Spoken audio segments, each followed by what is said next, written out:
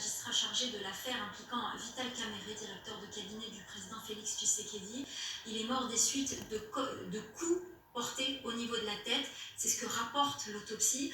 Nous retrouvons à Kinshasa notre correspondant Clément Bonnereau. Clément, que sait-on exactement sur la mort du juge ?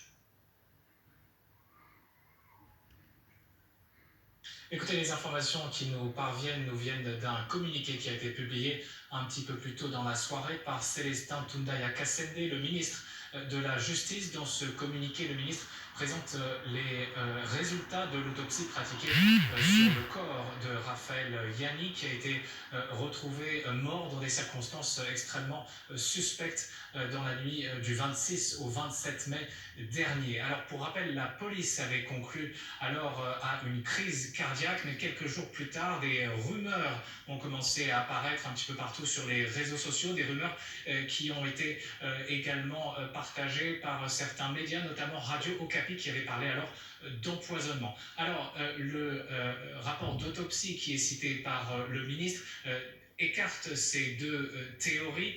Des traces de substances toxiques auraient bien été retrouvées dans le corps de Raphaël Yanni, mais en quantité absolument minime. La mort de ce juge serait en fait due à une hémorragie crânienne, elle-même due à un traumatisme crânien. Alors, j'ai pu m'entretenir il y a quelques heures de cela avec le ministre de la Justice, justement, qui m'a indiqué que le rapport d'autopsie semble indiquer, plutôt écarter la théorie d'une mort accidentelle. On ne parle donc pas de quelqu'un qui se serait blessé en tombant, par exemple, dans les escaliers. On parle bien de coups qui auraient pu être portés à la tête, à la nuque, et qui expliqueraient donc cette hémorragie crânienne. En tout cas, c'est une enquête pour meurtre qui a désormais été ouverte. Le ministre de la Justice parle dans son communiqué d'un acte ignoble.